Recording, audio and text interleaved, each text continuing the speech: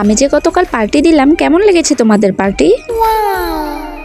আরে বাহ, ও কত টাকা খরচ করে। ভাগ্যবশত যদি আমরা রুমমেট হতাম, টিনাকে দেখেই বোঝা যায় ও বড়লোকের মেয়ে। চলো কিছু খেতে যাই, কিন্তু বিল টিনা দিবে। হ্যাঁ, আমাদের তিনজনের বিল তুমি দিবে। টিনা তো মাত্র পার্টি দিল, ও কেন আবার বিল দিবে? চিন্তা করো না, আমি তোমাদের নিরাশ করব না, বিল আমি দিব। ওদের সবার মনে হয় টিনা কোনো বড়লোকের মেয়ে। Happy birthday Roshni.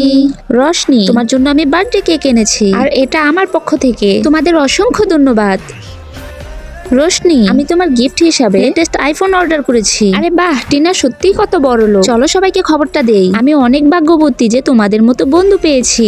আমি তোমার পার্সেল টেবিলের উপর রেখে দিয়েছি। ধন্যবাদ। চলো আমি এই উপলক্ষে তোমাদের ট্রিট দিব। আরে টিনা, এটুকু ব্যাপারের জন্য ট্রিট কেন দিতে হবে? চলো তো সবাই, খুব মজা হবে। তোমাকে ধন্যবাদ টিনা, তুমি খুব ভালো। এত বড় লোক রুমমেটের সাথে তোমাদের খুশি থাকা উচিত। টিনা, তুমি তোমার আসল রূপটা অন্য রুমমেটদেরকেও দেখিয়ে দাও।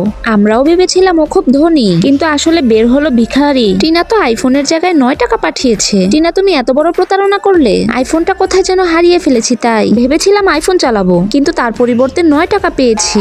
আমরা 4 জন মানুষ আর 1 প্লেট সবজি। আরে এটা তো অনেক ভালো খাবার, খাও খাও। আচ্ছা, আমি অন্য কিছু অর্ডার করি। একদমই না, আমার রানীদেরকে আমি ট্রিট দিব।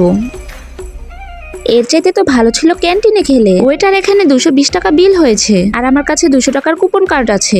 আমার মহারানীরা, আমি প্রথমবার তোমাদের পিছনে এত টাকা খরচ করলাম। কিপটা রানীমা, একটু ভালোভাবে খরচটা করো। এর মানে ও এতদিন অভিনয় করেছে। চলো ক্যান্টিনে যাই, আমার কাছে 20 টাকার কুপন আছে।